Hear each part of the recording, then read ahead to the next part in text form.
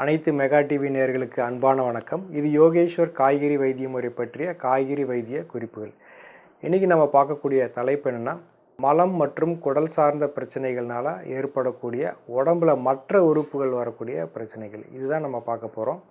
முதல்ல மலத்தினுடைய நிறம், மலத்தினுடைய தன்மை, அப்புறம் மலச்சிக்கல், வயிற்றுப்போக்கு, மூலம், அப்புறம் ஆசனவாய், அப்புறம் போன பகுதியில் காய்ச்சல். இது எல்லாமே தொடர்ச்சியாக பார்த்துட்டு வரோம். இதனுடைய இன்னொரு பகுதியாக இப்போ நம்ம இது ஒரு விஷயமாக பார்க்குறோம். இதே மாதிரி ஆசனவாய் சம்மந்தப்பட்ட விஷயத்தையும் ரொம்ப ஆழமான புரிதலோடு நம்ம கொடுத்துருக்குறோம். இந்த ஆரம்பத்துலேருந்தே சொல்லிகிட்டு இருக்கிறது என்னன்னா, எந்த அளவுக்கு நமக்கு உணவு முக்கியமோ, செரிமானம் முக்கியமோ, அதே மாதிரி மலம் செல்வது மிக மிக மிக மிக முக்கியம். தெளிவாக வயிறு முத்தமாக சுலபமாக வெளியேறணும். வாயுவும் இருக்கக்கூடாது, மலமும் இருக்கக்கூடாது, எதுவும் தங்கி இருக்கக்கூடாது. அதில் நம்ம எல்லாருடைய என்ன சொல்லுவாங்க அப்படின்னா, டெய்லி நான் மலம் போகிறேன். ஆனால் அது எந்த அளவுக்கு தெளிவாக போகுது, முற்றுமாக தெளிவாக போகுதா? சிலர் காலையில் போயிட்டு நேற்றைய போக வேண்டிய மலத்தை காலையிலேயே 2 தடவை 3 தடவை போகிறவங்க இருக்கிறாங்க. அது சரிதான். ஆனால் முழுசாக சரியாக கிளியர் ஆகணும் இல்லையா? இன்றைக்கி இருக்கக்கூடிய காலகட்டத்தில் இந்திய கழிவறை, மேற்கத்திய கழிவறை 2 இருக்குது. இந்திய கழிவறையில் போகிறப்போ மலம் முற்றிலுமாக வெளியேறும், வாயுவும் வெளியேறும். மேற்கத்திய கழிவறையில் வாயுவும் மலமும் முழுசாக வெளியேறாது. அப்போ அது தங்கியிருந்து உடம்புல பல நச்சுத்தன்மைகளையும் நோய் எதிர்ப்பு தன்மையும் குறைச்சிரும். இன்றைக்கி இந்த ஆட்டோ இம்யூன் டிசார்டர்னு சொல்லக்கூடியது, தன்னுடல் தன் தாக்கு நோய் ஏன் இவ்வளோ பிரபலமாகுதுன்னா, இதுக்கு மிக முக்கிய காரணம் நம்ம மலம் கழிக்கக்கூடிய முறை தான். முடிந்த அளவுக்கு இந்திய முறைப்படியான கழிவறைகளை பயன்படுத்தணும். மேற்கத்திய கழிவறைகளை தவிர்க்கணும். இது ஒரு முக்கியமான பகுதி.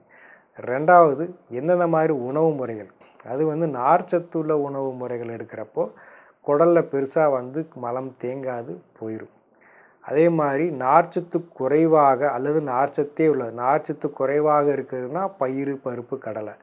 நார்ச்சத்தே இல்லாத ஒரு பொருள் அப்படின்னா முட்டை, அப்புறம் அசைவம், இதெல்லாம் நார்ச்சத்து இல்லை. இந்த மாதிரி உணவுகள் நம்மளுடைய குடலில் கடுமையான வாயுவையும் அஜீரணத்தையும் ஏற்படுத்தும். இதனாலையும் பல நோய்கள் வருது. அதிகப்படியான கை கால் வலி, மூட்டு வலி, தலைவலி, வலிகள் எல்லாமே இந்த வாயுவினால் வருதுன்னா எத்தனை பேருக்கு இது ஏற்புடையதாக இருக்குன்னு தெரியல. இந்த வாயு தான் உச்சந்தலையிலேருந்து உள்ளங்கால் வரை இருக்கக்கூடிய பல நோய்கள், வலிகளுக்கு, முக்கியமாக வலிகளுக்கு காரணமாக இருக்குது. அதை புரிஞ்சுக்கிட்டு இதை தவிர்த்துட்டா பரவாயில்ல. உடலுக்கு ஆரோக்கியம் கொடுக்குதுன்னு சொல்லிட்டு நிறைய பேர் சுண்டல், பருப்பு, பயிர் இதெல்லாம் சாப்பிட்றாங்க. அதனால் ஆரோக்கியம் வருதோ இல்லையோ நோய்கள் நிறைய வருது, கஷ்டங்கள் வருது, ஆளே உருகுலைஞ்சும் போடுறாங்க. அதனால் அதெல்லாம் தவிர்த்துருங்க. அது சாப்பிடுங்க, எப்பயாவது ஒரு தடவை சாப்பிடுங்க, அன்றாடம் சாப்பிடாதீங்க. காய்கறிகள், பழங்கள், சிறுதானியங்கள் இதுவே போதுமான. இந்த அளவுக்கு எடுத்தாலே நம்ம ஆரோக்கியம் நிச்சயிக்கப்பட்டது தான். அதில் எந்த மாற்று கருத்தும் கிடையாது. சரி, இன்றைய பகுதியில் என்ன அப்படின்னா, இந்த மலத்தில் இருக்கக்கூடிய இந்த பாதிப்பு நம்ம உடம்புல சில உறுப்புகளை தொந்தரவு பண்ணுமா அப்படின்னா ஆமாம், அதுக்கு வாய்ப்பு இருக்குது. என்ன அப்படின்னா சில சமயம் இந்த நோய் எதிர்ப்பு திறன் பாதிக்கப்பட்டு உடம்புல கல்லீரல், மண்ணீரல், கணையம், இப்படி சில உறுப்புகளை பாதிக்கும். இதுதான் ரொம்ப முக்கியமான விஷயம். ஏன்னா இப்போ மலம் பிரச்சனைனா அங்கேயோடு நம்ம நிற்க போகிறதில்ல. அது அதோட முடிஞ்சு போகிற விஷயமாக இல்லை. இது அடுத்தடுத்த நிலையில் போய் சில மண்டலங்களையே அளவுக்கு இது ரொம்ப வீரியமானது. சிலர் சொல்கிறாங்க, 3 வருஷமாக ஒரு பக்கம் வாதம் வந்திருக்கு, ஸ்ட்ரோக் இப்படி வந்ததுன்னு சொல்லியிருக்கிறாங்க. அப்புறம் நம்ம நாடி பிடிச்சி பார்த்துட்டு உங்களுக்கு ஸ்ட்ரோக் வருது அப்படின்னா ஓகே, ஆனால் இதுக்கு முன்னாடி உங்களுக்கு வாயு தொந்தரவு இருக்குமே, ஏப்பம் வருமே அப்படின்னதுக்கு அவர் 15-20 வருஷமாக ஏப்பம் விட்டுட்டே இருந்தாருங்க. அப்புறம் என்ன ஆச்சுங்க, அப்புறம் கொஞ்ச நாள் ஏப்பம் வரலைங்க. அவருக்கு ஏப்பம் எப்போ வர்றது நின்று போச்சோ, கொஞ்சமாக குறையுதோ, அதுக்கப்புறம் உடம்பு மொத்தமாக பாதிக்கப்பட்டு பக்கவாதமே வந்திருக்கு. ஒரு ஏப்பம் ஏப்பம் வர்றது நல்லதுன்னு சொல்ல, அந்த ஏப்பம் வராத அளவுக்கு செரிமானம் இருந்திருக்கணும். சரி, அது ஏப்பம் விடுறது கூட திராணி இல்லாமல் ஒரு நிலைக்கு போய் கடைசியில் இப்படி ஆயிடுச்சு.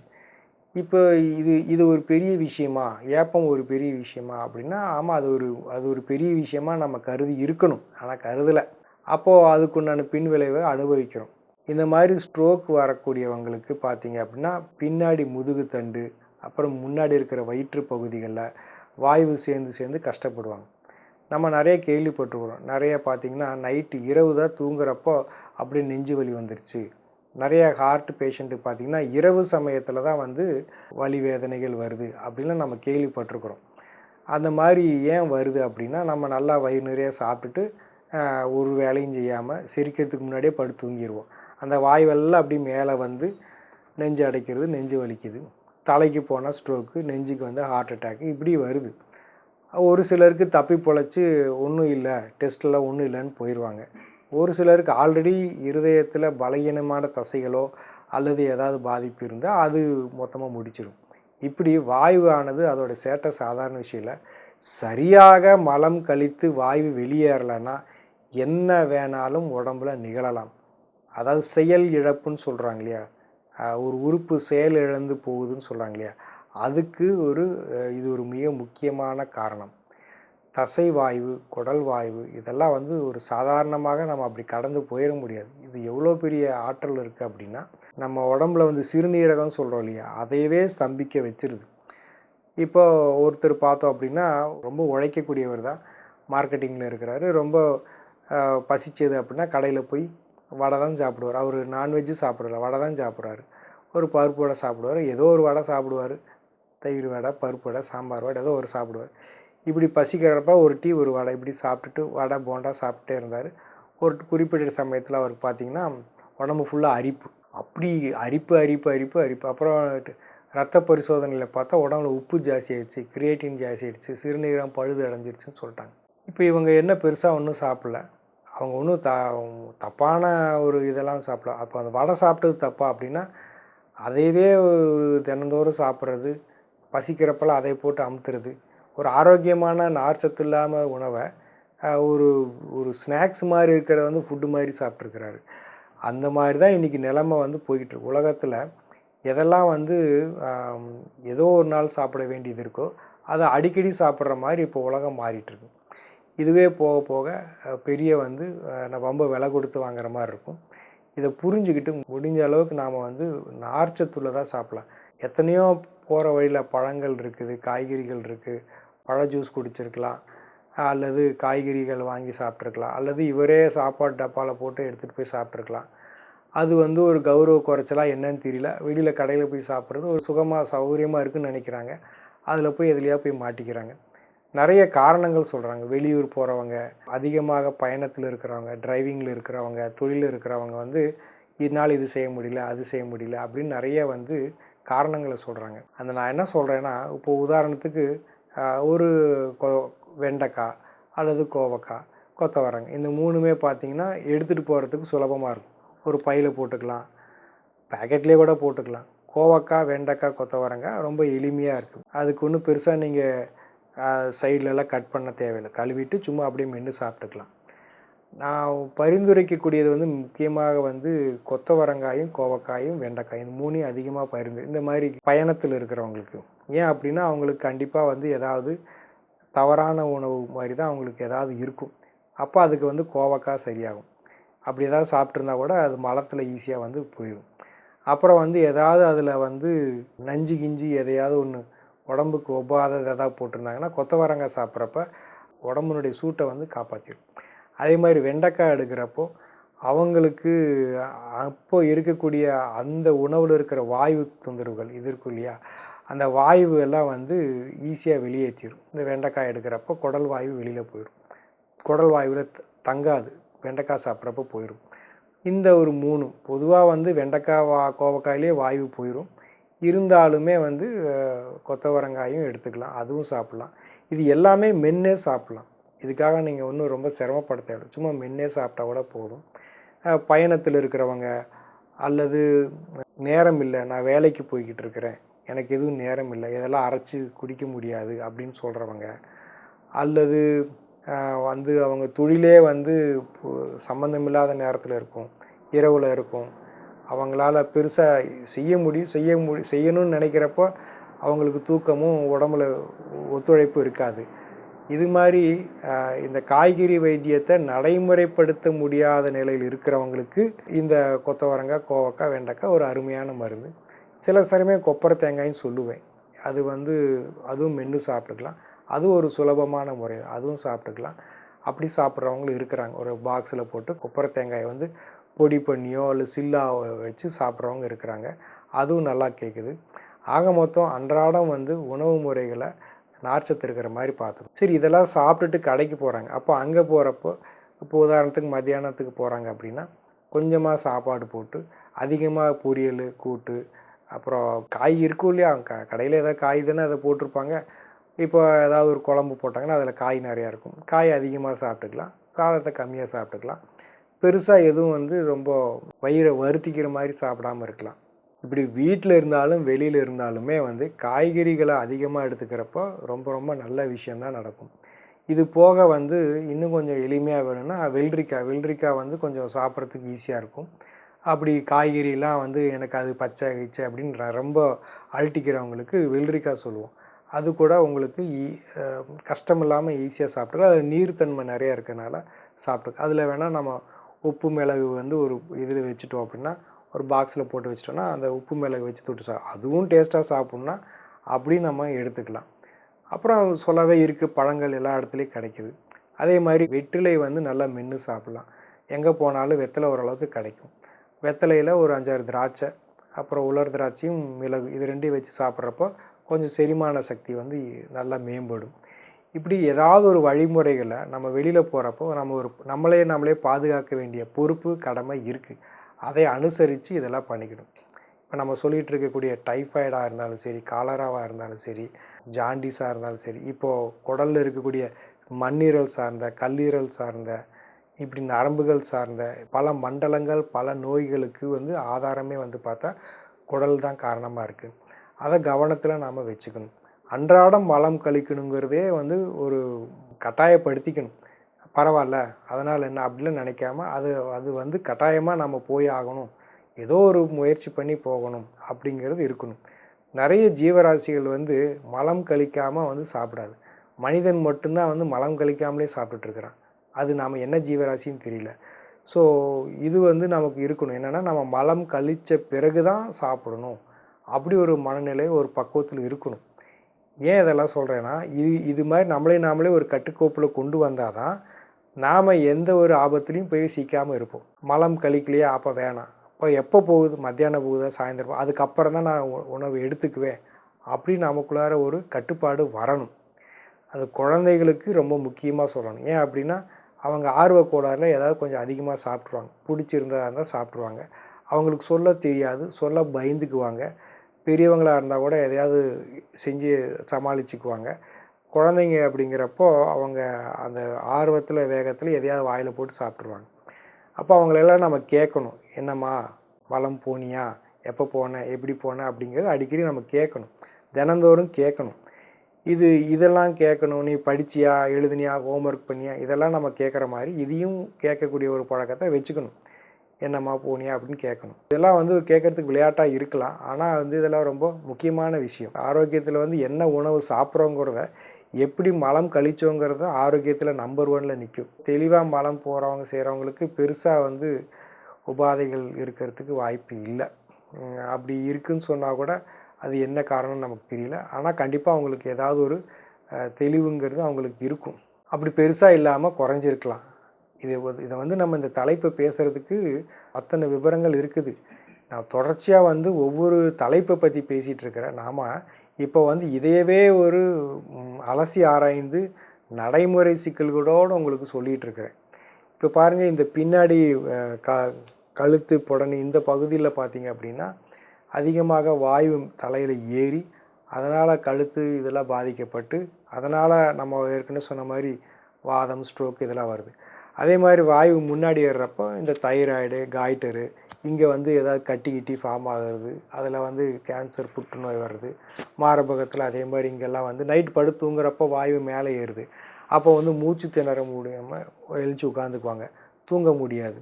அப்போ சிலருக்கு வந்து வாயு சேர்ந்துக்கும், சிலருக்கு நீர் கோத்துக்கும். அப்போ எப்படி நீர் கோத்துக்கும்? தொடர்ச்சியாக பல நாட்கள் வந்து அந்த திசுக்கள் பலகீனப்பட்டு கடைசியில் அதை தடுக்க முடியாத அளவுக்கு திசுக்கள் பலகீனம் ஆகும்போது தான் நீர் கோத்துக்கும்.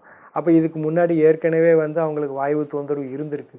அப்போ தொண்டையில் வர பிரச்சனை, நெஞ்சில் வர பிரச்சனை, தலைக்கு வர பிரச்சனை, கழுத்து, இது எல்லாமே இந்த வாய்வு தான் அப்படின்னா அது ரொம்ப சாதாரணமாக சொல்கிறாங்க. அது இருக்குது, வாய்வு இருக்கும், கூல்ட்ரிங்க்ஸ் குடித்தா சரியாயிடும், ஏதாவது மாத்திரை போட்டால் சரியாயிடும், இப்படி வந்து அதுக்கு வந்து ஒரு தற்காலிகமானதாக சொல்கிறாங்களா, அது இன்னும் வராமல் இருக்கிறதுக்கு ஒரு வழி பண்ணணும். அப்படி வந்தாலும் அதற்கு நேர்மறையான ஒரு வழியை வச்சுக்கணும். இவங்களா வந்து அதை ரொம்ப துச்சமாகவும் சாதாரணமாகவும் நினச்சிக்கிறாங்க. அந்த அளவுக்கு அலட்சியமாக இருந்தால் நம்ம வாழ்க்கையே அலட்சியப்பட்டு போயிடும். அதனால் இதில் கொஞ்சம் கவனம் தேவை. இப்போது எந்த அளவுக்கு குடலில் நம்ம இதை பற்றி பகுதிகளை பார்த்துருக்குறோமோ அதனுடைய முக்கியத்துவத்தை ஒருங்கிணைச்சி தான் நம்ம இப்போ பேசிகிட்ருக்குறோம். அதனுடைய நிறத்தை பற்றி பார்த்தோம், அதனுடைய தன்மைகளை பற்றி பார்த்தோம். அதுக்கப்புறம் மூலமெல்லாம் பார்க்குறப்போ முக்கியமாக அதனுடைய இது காரணமே வந்து மிளகாயினுடைய இதாக தான் வருது. அதுக்கப்புறம் பவுத்திரத்துக்கும் மிளகாய் தான். அதுக்கப்புறம் வாயு பதார்த்தங்கள். ஒருத்தர் சொல்கிறாரு என்ன அப்படின்னா, ஐயா எனக்கு வந்து சிறுநீரக பிரச்சனை இருக்குது, சிறுநீரக செயல்பாடுகள் உப்புத்தன்மை ஜாஸ்தி ஆகுது, இப்போது நான் நல்ல மலம் போனால் உப்புத்தன்மை சாதாரணமாகவே குறைஞ்சிருது, நான் சரியாக மலம் போகலன்னா இயல்பாகவே உப்புத்தன்மை உடம்புல அதிகமாகுது. இதை வந்து அவரே நேரடியாக நம்மக்கிட்ட வந்து சொல்கிறாரு. அவர் நம்மக்கிட்ட வைத்தியத்துக்கு வந்துட்டு இருந்தவர் தான். எப்போ உப்பு ஏறுது எப்போ இறங்குதுங்கிறத தெளிவாக நம்மக்கிட்ட வந்து விவரங்கள் சொல்கிறார். அப்போ பார்த்துக்கோங்க, சிறுநீரக செயல்பாடுகளுக்கும் மலத்துக்கும் என்ன சம்மந்தம் நீங்கள் கேட்டிங்கன்னா இதுதான் சம்பந்தம். இதே மாதிரி தான் பார்த்தீங்க அப்படின்னா நெஞ்சு வந்து அப்படியே நெஞ்சு கூட அப்படியே குறுகி போயிருக்கும். மலை வாயுவை அப்படி இருக்க இங்கே வந்து அது வந்து குறுக்கக்கூடிய தன்மை வந்து உணருது. அது வந்து வெளியில் போச்சுன்னா அப்படியே நமக்கு அப்படியே உடம்பு காற்று மாதிரி ஆகுது, இங்கே நெஞ்சு பகுதியில் ஃப்ரீ ஆகுது. அப்படி சொல்கிறவங்க இருக்கிறாங்க. இப்படி பாருங்கள், கால் நடக்கிறதே ரொம்ப கஷ்டம், ரொம்ப காலை இறுக்கி இருக்குது, செவுத்தை பிடிச்சி நடக்கணும் செய்யணும். இப்போ இதெல்லாம் காய்கறிகளை சாப்பிட்றாங்க, கை காலெலாம் ஃப்ரீயாக இருக்குது, நடக்க முடியும். மெயினாக மலம் நல்லா போகுதுன்னா நடக்க முடியுது, இப்படி சொல்கிறாங்க. இது காய்கறிகளை சாப்பிட்றப்போ மலம் நல்லா போகுது, அப்போ என்னால் வாக்கிங் எளிமையாக போக முடியுது. அப்படி மலம் குறையத சரியாக போகலை அப்படின்னா என்னால் வேகமாக நடக்க முடியல, வாக்கிங் போக முடியலன்னு சொல்கிறாங்க. இப்போ அதுக்கு சம்மந்தம் இருக்குதா இல்லையா? ஒருத்தருக்கு பார்த்தா வந்து அப்படி கண்ணு குத்துற மாதிரியே இருக்கும், மலம் போகலைன்னா ஊசியில் குத்துற மாதிரியே இருக்கும், மலம் போயிடுச்சுன்னா அந்த கண்ணு குத்துறது வந்து சரியாயிடும். அப்போ மலத்துக்கும் எதுக்கும் சம்மந்தம் இருக்கா இல்லையா? மூக்கு அடைச்சிக்குது, மூக்கு அடைப்பு வந்து ஒரு பக்கமாக மூக்கு அடைச்சிக்குது, இன்னொரு பக்கம் இப்படி மூக்கு மாறி அடைக்குது. மலம் நல்லா போச்சுன்னா மூக்கு அடைக்கிறது போயிடுது. காது அடைச்சிக்குது, காது வந்து பயங்கரமாக அடைச்சிக்குது, குயின்னு காது சவுண்டு. மலம் நல்லா போனோடனே காது நல்லா தெளிவாக கேட்குது, ஷார்ப்பாக கேட்குது. அப்போ அதுக்கு மலத்துக்கு சம்மந்தம் இருக்குதானே? அப்போ தொண்டைக்கு இருக்குது, மூக்குக்கு இருக்குது, காதுக்கு இருக்குது, கண்ணுக்கு இருக்குது, தலைக்கு இருக்குது, நெஞ்சுக்கு இருக்குது, ஹார்ட்டுக்கு இருக்குது, லங்ஸுக்கு இருக்குது, கிட்னிக்கு இருக்குது, கல்லீரலுக்கு இருக்குது. கல்லீரலையும் இதில் பாதிக்கப்பட்டிருக்கு, மண்ணீரலுக்கும் இதுக்கு பாதிப்பு, கணையத்துக்கும் இதில் பாதிப்பு இருக்குது. அப்போ பாருங்கள், மொத்த உடம்புமே வந்து வாயு மண்டலத்தை சீராக வைத்து கொள்வதால் தான் நல்லா இருக்க முடியும். அப்போ நீங்கள் எப்படி சாப்பிட்றீங்கிறது முக்கியம் இல்லை, எப்படி மலம் போனீங்கிறது தான் முக்கியம். இதே தான் நான் திருப்பி பல கோணங்களை வந்து புரிய வைக்கிறதுக்காக நான் முயற்சி பண்ணிகிட்ருக்கிறேன். அதில் வந்து 2 பொருள் தான் ரொம்ப முக்கியத்துவமாக நம்ம வந்து தவிர்க்க வேண்டியது. ஒன்று வந்து காரம், பச்சை மிளகா, வரமிளகா, மிளகாய்த்தூள். 2வது கடுமையான வாயுவாகக்கூடிய பதார்த்தங்கள்.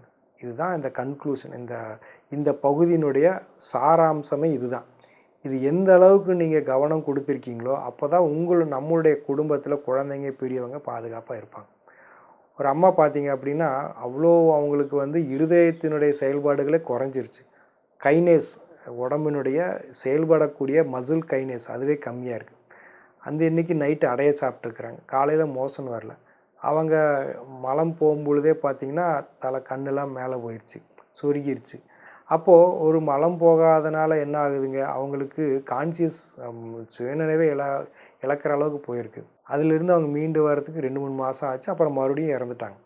இதில் அப்போது குடலில் இருக்கக்கூடிய தசைகள், அப்புறம் அந்த வாயு, இது எல்லாமே நம்ம கருத்தில் கொள்ளலை அப்படின்னா ஹார்ட்டு, லங்ஸ் எல்லாம் ஒரு விஷயமே இல்லை, அதெல்லாம் ஒரு பெரிய பிரச்சனையே இல்லை. முக்கியமான பிரச்சனையே வந்து நம்மளுடைய குடல் தான். அதனால தான் சொல்கிறாங்க இல்லையா, உனக்கு எவ்வளோ கட்ஸ் இருந்தா அப்படின்றாங்க. அப்போ அந்த கட்ஸு கரெக்டாக இருந்தால் எதையும் நம்மளால் சந்திக்க முடியும். அது வந்து மனநிலை சார்ந்ததான ஒரு பழக்கமாக பேசுகிறாங்க. இதே தான் உடம்புக்கு வந்து நோய் எதிர்ப்பு நோய்களுக்கும் கூட உனக்கு கட்ஸ் இருக்கா அப்படின்னு கேட்குறது தான் கரெக்டான வார்த்தை. எப்படி வந்து மனநிலைக்கு அதுவோ இதுக்கும் இது சரியான வார்த்தையாக தான் இருக்கும். கட்ஸ் இருந்தால் கிருமிகள் வராது அப்படின்னு நம்ம கூட ஒரு புது மொழியை வந்து உருவாக்கலாம். இதில் புரிஞ்சுக்கிட்டு நம்மளை சார்ந்தவர்கள் மேலே ஒரு அக்கறை வச்சுக்கணும். அவர்கள் எந்த அளவுக்கு எந்த மாதிரி உணவு எடுத்துருக்கிறாங்கங்கிற கவனமும் வைக்கணும். அவங்க மலம் எப்படி போயிட்டுருக்காங்கங்கிற கவனத்தையும் வச்சுக்கணும். அப்படி அவங்களுக்கு மலம் சரியாக கழியல அப்படின்னா உணவு சாப்பிடக்கூடாது. உணவு முதல்ல நிறுத்தணும். அது சரியான பிறகு தான் அடுத்த உணவு எடுத்துக்கணும். இப்போது இது அல்லாமல் எந்த அளவுக்கு குடல் சார்ந்த பிரச்சனைகள் நம்ம இவ்வளோ நேரம் நம்ம பார்த்துருக்குறோமோ, இதே மாதிரி உடம்புல பல மண்டலங்களை பற்றி நம்ம நிறைய பார்த்துக்கிட்டே தான் வரோம். படிப்படியாக இன்னும் பல மண்டலங்களை பற்றி தெளிவாக நம்ம பார்ப்போம். மீண்டும் அடுத்த சந்திப்போம். நன்றி, வணக்கம்.